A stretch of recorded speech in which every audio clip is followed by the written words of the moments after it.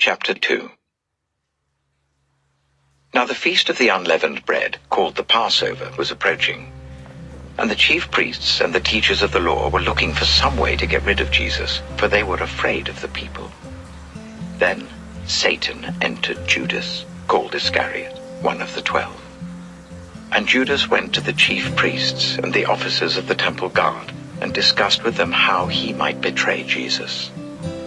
They were delighted, and agreed to give him money. He consented, and watched for an opportunity to hand Jesus over to them when no crowd was present. Then came the day of unleavened bread on which the Passover lamb had to be sacrificed. Jesus sent Peter and John, saying, "Go and make preparations for us to eat the Passover." "Where do you want us to prepare for it?" they asked. He replied, "As you enter the city, a man carrying a jar of water will meet you. Follow him to the house that he enters, and say to the owner of the house, 'The teacher asks, where is the guest room where I may eat the Passover with my disciples?' He will show you a large room upstairs, all furnished. Make preparations there." They left and found things just as Jesus had told them. So they prepared the Passover. When the hour came, Jesus and his apostles reclined at the table, and he said to them, "I have eagerly desired to eat this Passover with you before I suffer. For I tell you, I will not eat it again until it finds fulfillment in the kingdom of God." After taking the cup, he gave thanks and said, "Take this and divide it among you. For I tell you, I will not drink again from the fruit of the vine until the kingdom of God comes." And he took bread, gave thanks and broke it, and gave it to them, saying, "This is my body given for you. Do this in remembrance of me." In the same way, after the supper, he took the cup, saying, "This cup is the new covenant in my blood, which is poured out for you. But the hand of him who is going to betray me is with mine on the table. The Son of Man will go as it has been decreed, but woe to that man who betrays him." They began to question among themselves which of them it might be who would do this. A dispute also arose among them as to which of them was considered to be greatest. Jesus said to them, "The kings of the Gentiles lord it over them, and those who exercise authority over them call themselves benefactors. But you are not to be like that. Instead, the greatest among you should be like the youngest, and the one who rules like the one who serves. For who is greater, the one who is at the table or the one who serves? Is it not the one who is at the table? But I am among you as one who serves.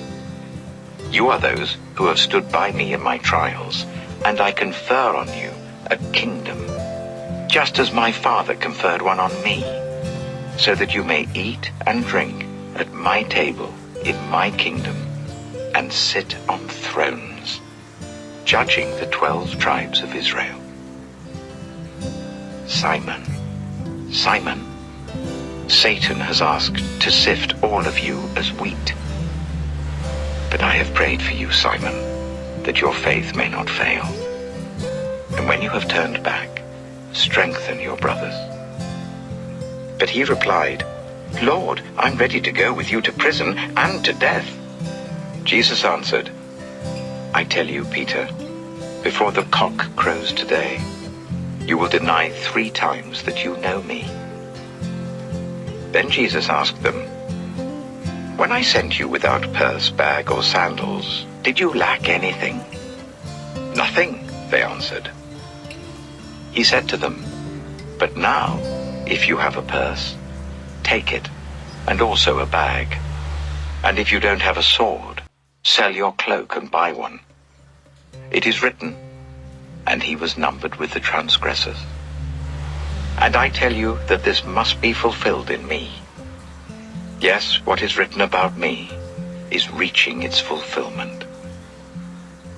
The disciples said, "See, Lord, here are 2 swords." "That's enough," he replied. Jesus went out as usual to the Mount of Olives, and his disciples followed him. On reaching the place, he said to them, "Pray that you will not fall into temptation." He withdrew about a stone's throw beyond them, knelt down, and prayed, "Father, if you are willing, take this cup from me. Yet not my will, but yours be done." An angel from heaven appeared to him and strengthened him, and being in anguish, he prayed more earnestly, and his sweat was like drops of blood falling to the ground. When he rose from prayer and went back to the disciples, he found them asleep, exhausted from sorrow. "Why are you sleeping?" he asked them.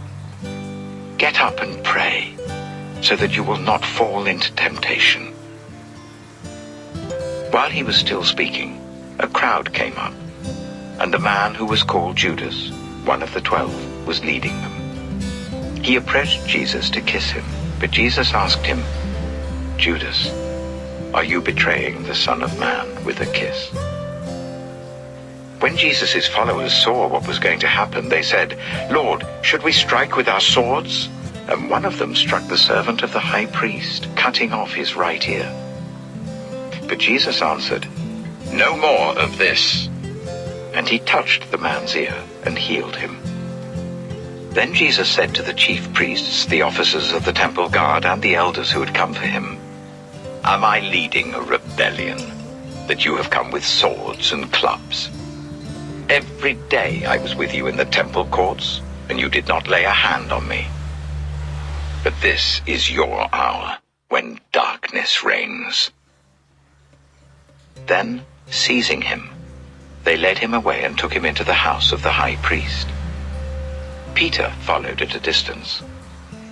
And when some there had kindled a fire in the middle of the courtyard and had sat down together, Peter sat down with them. A servant girl saw him seated there in the firelight. She looked closely at him and said, "This man was with him." But he denied it. "Woman, I don't know him," he said.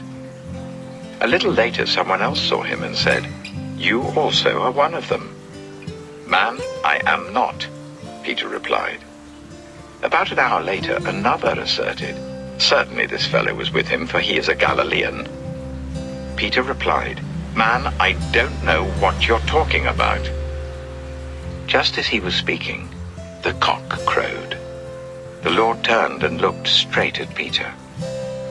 Then Peter remembered the word the Lord had spoken to him, "Before the cock crows today, you will disown me 3 times."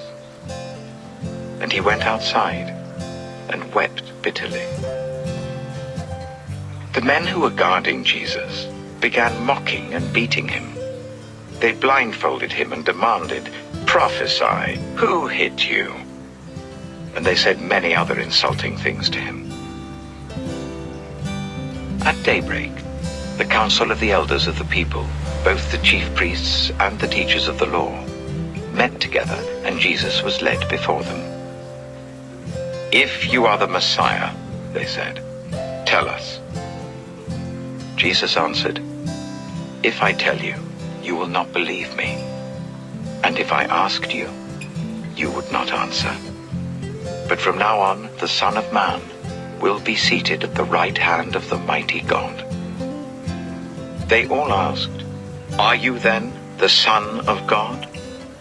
He replied, "You say that I am." Then they said, "Why do we need any more testimony? We have heard it from his own lips."